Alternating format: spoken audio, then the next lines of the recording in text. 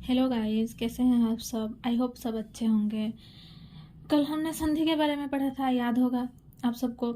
आज हम संधि के भेद के बारे में पढ़ेंगे और पहला है उसका स्वर संधि, उसी के बारे में पढ़ेंगे। ठीक है, ये स्वर संधि क्या है? स्वर संधि है दो स्वरों के मेल से उत्पन्न विकार अथवा रूप परिवर्तन को स्वर संधि कहते हैं। विकार यानी परिवर्तन। अगर दो स्वर मिल रहे हैं, आपस में मिल रहे हैं, स्वर वर्ण याद रखिए, दो स्वर वर्ण अगर आपस में मिल रहे हैं उसको हम स्वर संधि कहेंगे। स्वर के बारे में आप सबने हम सबने कल पढ़ा था, याद होगा आप सबको। तो स्वर संधि में हमें क्या याद रखना है? इसमें बस यही याद रखना है कि स्वर ध्वनि में सिर्फ और सिर्फ स्वरों का ही प्रयोग किया जाएगा, यानी स्वर वर्ण का ही प्रयोग किया जाएगा, जिसको इंग्लिश में हम भावेल कहते हैं, उस भावेल को। पर इंग्लिश भावेल और हिंदी भावेल अलग है, उसको भी याद रखना। औ से औ तक उसका ही प्रयोग होगा, तो इसको हम स्वर संधि कहेंगे। अभी हम पढ़ेंगे स्वर संधि के कितने प्रकार होते हैं, इसको स्वर संधि के भेद कहा जाता है। तो स्वर संधि के 5 प्रकार होते हैं। कैसे कैसे? तो स्वर संधि का पहला है दीर्घ स्वर संधि, दूसरा है गुण स्वर संधि, तीसरा है वृद्धि स्वर संधि, चौथा है यौन स्वर संधि, पांचवा है अयाधी स्वर संधि। ये स्वर संधि के प्रकार हैं। इसको वर्गीकरण, स्वर संधि को निम्नलिखित 5 प्रकार से वर्गीकरण किया गया है। स्वर संधि का पहला जो है वो है दीर्घ स्वर संधि। दीर्घ स्वर संधि क्या है? हम सबने जो पिछले क्लास में पढ़ा था, दीर्घ स्वर हर्ष स्वर क्या है, आप सबको याद होगा शायद, फिर भी मैं एक बार लिखती हूँ कि दीर्घ स्वर जो है वो है आ, बड़ी ई, उ और री। और हर्ष स्वर क्या है? ओ, छोटी ई, छोटा ऊ, ए, ओई, ओ, ये जितने भी हैं हमारे क्या हैं, हर्ष स्वर के अंतर्गत आएंगे। तो अब हम पढ़ेंगे कि दीर्घ स्वर संधि क्या है। तो नियम क्या कहता है? नियम कहता है कि दो सवर्ण स्वर मिलकर दीर्घ हो जाते हैं। ये सवर्ण का मतलब क्या होता है? सवर्ण यानी समान वर्ण या एक जैसे वर्ण, जो एक जैसे दिखाई देते हैं। जैसे कि ओ आपको एक जैसे दिखाई देंगे, ये तो एक ही है। और ओ, आ एक जैसे दिखाई देते हैं। छोटी ई, बड़ी ई, छोटा ऊ, बड़ा ऊ, वो एक जैसे दिखाई देते हैं। वो जब आपस में मिलते हैं तो वो क्या बन जाते हैं? दीर्घ स्वर बन जाते हैं। इसको याद रखना, वो दीर्घ स्वर बन जाते हैं। इसको हम क्या कहेंगे? इसको हम कहेंगे दीर्घ स्वर संधि। दीर्घ स्वर अभी हम पढ़ेंगे दीर्घ स्वर कैसे बनते हैं। जैसे ओ के साथ ओ मिलेगा तो आ बनेगा। जैसे कि ओ और ओ दोनों स्वर वर्ण हैं, दोनों हर्ष स्वर हैं, पर वो एक जैसे भी दिखते हैं। जब वो मिलेंगे तो आ बनेंगे। आ हमारा क्या है? आ हमारा एक दीर्घ स्वर है। जैसे कि अर्ण प्लस अभाव, अर्नाभाव। और न में अंत में ओ है, अभाव में पहले भी अ है। हमने पढ़ा था संधि में दो, पहले का लास्ट और दूसरे का फर्स्ट वर्ण मिलेगा, तो अ के साथ अ मिलेगा तो अर्नाभाव हो गया। तो आप यहाँ पे एक बात याद रखिए, अ के साथ जब अ मिलेगा यानी उसमें अ नहीं आएगा, अ की मात्रा आएगी, आ की मात्रा आएगी, बड़ी की मात्रा आएगी। जब हम कहेंगे वो मिलके आ बन गया, आ कैसे बनेगा? उस वहाँ पर उसकी मात्रा पढ़ेंगे। जब हमने स्वर वर्ण पढ़ा था वहाँ पर हमने पढ़ा था कि स्वर वर्ण के जो चिन्ह है उसको मात्रा कहेंगे, तो वो भी तो एक स्वर वर्ण ही है ना। तो अर्ण प्लस अभाव, अर्नाभाव में से ही अ और आ मिलके भी आ बनेंगे, क्योंकि हमने पढ़ा था दीर्घ स्वर संधि यानी सारे दीर्घ स्वर में ही बनेंगे। तो अ और आ मिलके आ बनेंगे। शिव प्लस आलय, शिवालय। आ और अ मिलके आ बनेंगे। विद्या प्लस अर्थी, विद्यार्थी।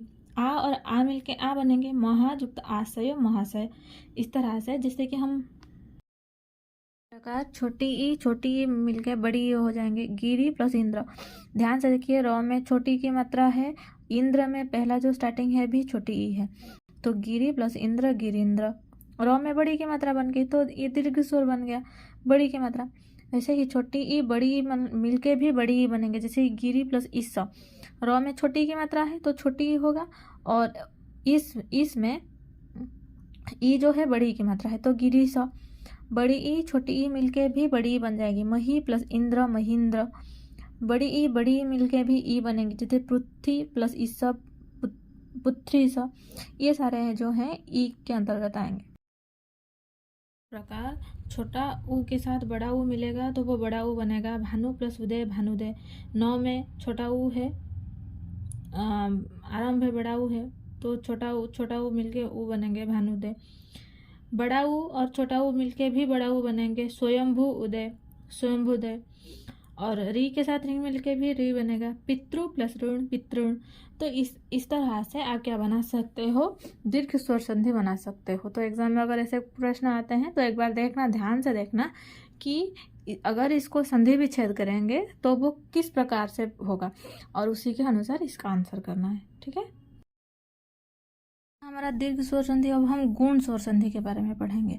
तो ये गुण स्वर संधि क्या है, इसमें नियम यह कहता है यदि अ या आ के बाद छोटी ई या बड़ी ई आए तो वो ए बन जाएगा। ए बन जाएगा कि ए की मात्रा बन जाएगी।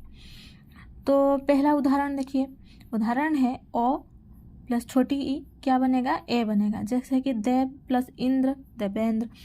देव ब में अ की मात्रा है, तो इंद्र में पहला जो है छोटी ई है, तो ये बन के ए बन गया। ध्यान से देखिए, देवेंद्र ब में ए की मात्रा है, देवेंद्र।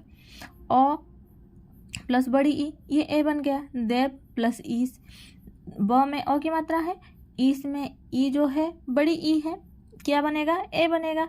देवेश, ब में ए की मात्रा है, द में ए की मात्रा, ब में ए की मात्रा है, देवेश। आ प्लस ई क्या बनेगा, ए बनेगा। महा प्लस इंद्र, महेंद्र। महा ह में आ की मात्रा है और इंद्र में भी आरंभ ई से, छोटी ई से हुआ है, तो क्या बनेगी, महेंद्र बनेगा।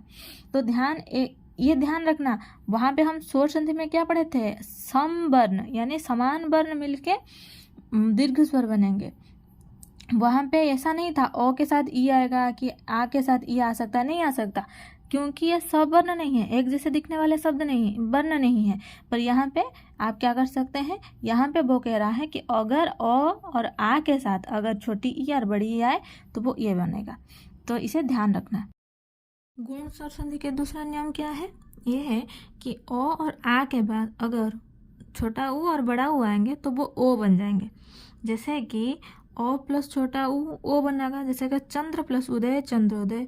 चंद्र द में अ है और उदय में पहला जो है छोटा ऊ है, तो वो क्या बन जाएगा, ओ बन जाएगा। देखो चंद्रोदय में ओ की मात्रा लगी है, चंद्रोदय।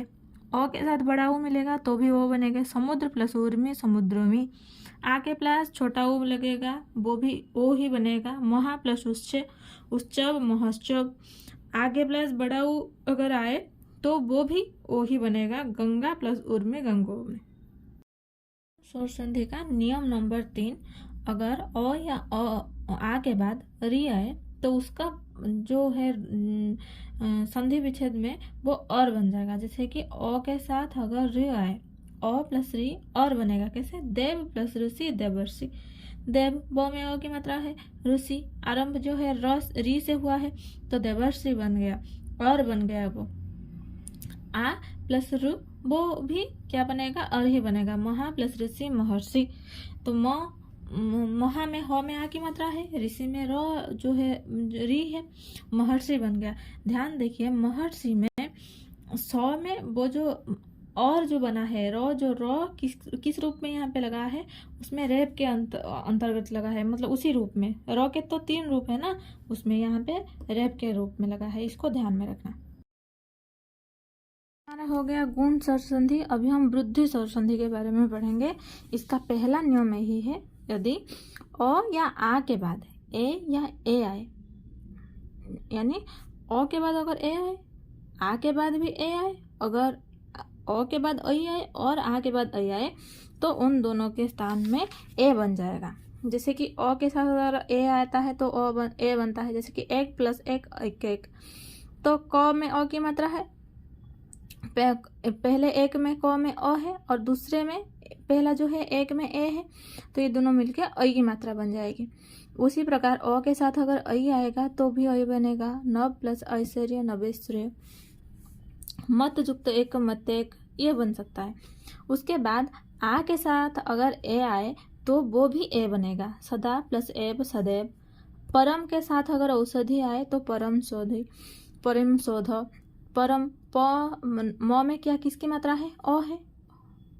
ओ जो आरंभ है भी ओ से हुआ है, तो परम शोध। ठीक है।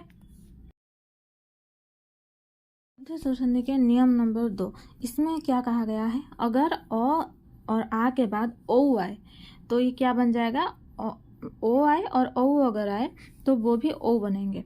जैसे कि ओ के साथ अगर ओ आए तो वो ओ बनेंगे। परम जो ओजस्वी प्लस परम जोशी, परम में देखो म में ओ की मात्रा है और ओजस्वी में पहला जो है ओ है, दोनों मिले के ओ बन जाएंगे। म में ओ की मात्रा लग गई है परम। उसके बाद वो कह रहा है अगर ओ के साथ ओ आएगा तो भी वो ओ बनेगा। परम प्लस औसत, औसत परमोसद। उसके बाद वो कह रहा है अगर आ के साथ ओ आएगा वो भी ओ बनेगा। जैसे कि महा प्लस ओजस्वी महोजस्वी। उसके बाद आ के साथ अगर ओ आएगा वो भी ओ बनेगा। महा प्लस औसत महासद। ठीक है, इसी प्रकार वृद्ध स्वर संधि का नियम यही है। दो नियम है। एक है ओ के साथ अगर ए ओई आए, ओ और आ के साथ अगर ए और ओई आता है तो वो ई बनता है। अगर ओ और ओ के साथ और आ आए तो भी वो ओ बनते हैं। हमेशा इसके दो दीर्घ ही बनेंगे। ए और ओ यहाँ पे नहीं रहेगा, बस आई और ओ बन जाएंगे। इसका इतना ही याद रखना है आप सबको। अभी हम यौन स्वर संधि के बारे में पढ़ेंगे। इसके पहले हमने जितने भी संधि पढ़े हैं उसमें क्या होता था, वो एक दूसरे से मिलके उसी प्रकार के वर्ण बनाते थे या उसी प्रकार की मात्रा उसमें लगती थी। पर यहाँ पर जो होता है हमें नए वर्ण मिल जाते हैं।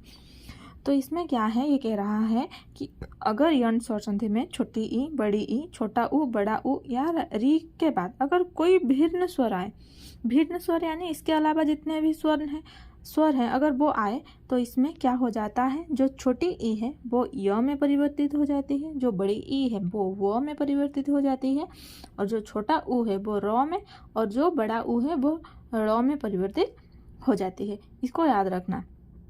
इसी प्रकार के परिवर्तन इसमें हमें देखने को मिलती है। री का भी परिवर्तन होता है। री का परिवर्तन र में परिवर्तित हो जाती है। इसी प्रकार ये क्या करते हैं, आपस में मिलके एक नए वर्ण बनाते हैं। अब हम देखेंगे संधि, जो यौन स्वर संधि के बारे में। इसको पहले देखिए, ई के साथ अगर कोई अन्य स्वर आए, जैसे कि पहला जो है अति प्लस अधिक, ओ के यहाँ पे छोटी के साथ यहाँ पे ओ आया है तो ये क्या बन गया है, य बन गया है। जिस तरह से व्यंजन वर्ण का य होता है उसी को आप लिखोगे यहाँ पे। अत्यधिक, देखो यहाँ पे दो वर्ण हैं जो पहले संधि किया गया है अति प्लस अधिक में। अति में तो में छोटी की मात्रा है, उसके बाद अ है छोटी, ये स्वर और स्वर बन के यहाँ पे एक व्यंजन वर्ण बनाते हैं, य बनाते हैं यहाँ पे। ठीक है, तो छोटी की मात्रा यहाँ पे लगी। यदि प्लस अपि, यहाँ पर भी वही है, यदि प्लस अपि यद्यपि। द में छोटी की मात्रा है, अ है यद्यपि। प्रति प्लस एक प्रत्येक, त में छोटी की मात्रा है और ए है, वो भी क्या बन गया हमारा, प्रत्येक, ये भी बन गया। उसके बाद छोटा ऊ और बड़ा ऊ को अगर ध्यान से देखेंगे, पहला है आपका सु प्लस आगत स्वागत। देखिए सु के साथ सु अंत में क्या है, छोटा ऊ, और आ है आगत में पहला है आ, दोनों मिलके क्या बन गए, व बन गए, स्वागत। मनु प्लस अंतर मनोंतर, यहाँ पर भी वही है। बधु प्लस अर्पण, यहाँ पे बड़ा ऊ है, बधु, ध में बड़ा ऊ है और अ, बड़ा ऊ और अ बन के व बन गया, बधर्पण। ये क्या है, हमें छोटा ऊ और बड़ा ऊ में मिलेगा। उसके बाद हमने री के बारे में पढ़ा था, अगर री आए तो वो र में परिवर्तित हो जाएगा। जैसे कि मातृ प्लस अर्थ मात्रथ। देखो मातृ त में री की मात्रा है, यहाँ पे ओ आया है तो ये क्या बन गया है, र बन गया है। यहाँ पे रेफ के तरफ पे हमें लिखे हैं। मातृ प्लस पितृ प्लस उपदेश पितृपदेश। पितृ में त में किसकी मात्रा है, र की मात्रा है। उपदेश में पहला ऊ है तो पितृपदेश। ध्यान देने की बात यहाँ पे यही है कि जब हम इसको अलग करेंगे तो इसके साथ हम हलंत का प्रयोग करते हैं। इसको ध्यान देंगे, जब हम लिखेंगे उसी प्रकार इसको लिखेंगे। और एक बात यहाँ पे ध्यान देने की बात है, जो री है, री का प्रयोग आप यहाँ पे मात्रा के तौर पर हुआ है पहले में, जैसे कि मातृ पितृ में मात्रा के तौर पर हुआ है, पर यहाँ पे जब इसका प्रयोग होता है र के जो 3 रूप हैं, अलग अलग रूप, वो मात्रा के रूप में प्रयोग हो सकता था, रेफ के आकार में प्रयोग हो सकता था, किसी भी रूप में इसका प्रयोग आप कर सकते हैं। इसको थोड़ा ध्यान में रखना। पढ़ेंगे अयाधी स्वर संधि के बारे में। अयाधी स्वर संधि में क्या होता है, इसमें क्या होती है, जो स्वर है वो तो अपना रूप परिवर्तन करती है, पर किस रूप से, मात्रा के रूप से, उसकी मात्रा बन जाती है, और य और वो वर्ण में परिवर्तित हो जाती है और मात्रा में भी। इसको पढ़ेंगे, जिसमें क्या होता है, अगर ए, ऐ, ओ और औ, अगर ये 4 वर्ण के बाद कोई अन्य स्वर आए, अगर स्वर वर्ण के अन्य जो जितने भी स्वर हैं, अगर ए, ऐ, ओ, औ के बाद अगर वो आते हैं, तो इनके स्थान पर जो ए है वो अय में परिवर्तित हो जाती है, जो ऐ है वो आय में, और जो ओ है वो अब में, और जो ओ है वो आब में परिवर्तन हो जाती है। इसमें क्या होता है, जो पहला शब्द है, पहले शब्द का जो अंतिम स्वर है और दूसरे शब्द का प्रथम स्वर में परिवर्तन हो जाती है। दूसरे शब्द का जो स्वर है वो क्या होता है, जो स्वर होता है वो य या वो में अपनी मात्रा के रूप में जोड़ता है। ये समझने में थोड़ा आपको डिफिकल्ट लग रहा होगा, पर जब हम इसके उदाहरण पढ़ेंगे तो आप समझ जाओगे। इस डायग्राम को ध्यान से देखिए। पहला है, यदि पहले हो, यानी अगर पहले ए है और बाद में कोई भिन्न स्वर उसमें आए, ए के साथ अगर कोई भिन्न स्वर आए तो वो किस में परिवर्तित हो जाती है, अय में परिवर्तन हो जाएगा। उसी प्रकार अगर ए है, अगर उसमें कोई भिन्न स्वर आएगा तो वो किस में परिवर्तित हो जाएगा, आय में। अगर ओ हो, अगर उसके साथ कोई भिन्न स्वर आए तो वो भी अब में परिवर्तित हो जाएगा। अगर ओ हो, उसके साथ कोई भिन्न स्वर आए तो वो आब में परिवर्तित हो जाएगा। ये जो डायग्राम है इसको थोड़ा याद रखिए। उदाहरण, पहला उदाहरण देखिए, ए के साथ ए का परिवर्तन अय में होगा, न प्लस अन्न नयन हुआ है, इसके साथ ए भी है, पहले में ए है उसके साथ अ है, तो ये क्या बन गया, अय में न प्लस अन्न नयन। सॉरी दोस्तों, ये ने होगा, ने प्लस अन्न नयन होगा ये, ठीक है। उसके बाद ए के साथ अगर आए गौ प्लस अन्न गायन, ऐ के साथ अ आया है, आय बन गया है वो। उसी प्रकार ओ के साथ अगर अब आए, पो युक्त अन्न पवन, ओ के साथ अ आया है तो अब बन जाएगा। ओ के साथ अगर ई आए, अन्य, ये अन्य वन है ना, भिन्न स्वर है, ये भिन्न स्वर अगर आए तो वो क्या, आप बन जाएगा, जैसे नो प्लस इक्का नाभिक। तो इसको ध्यान में रखना है कि कहाँ पे किस प्रकार के परिवर्तन हो रहे हैं, ठीक है दोस्तों, ये आपको बहुत मदद करेगी। इतना आपका स्वर संधि था। इसके अगले वीडियो में हम व्यंजन संधि के बारे में पढ़ेंगे। और आप सबको बहुत बहुत शुक्रिया, आप सबने इतना ध्यान से पढ़ा। और please like, share and subscribe. Thank you guys, have a good day, thank you.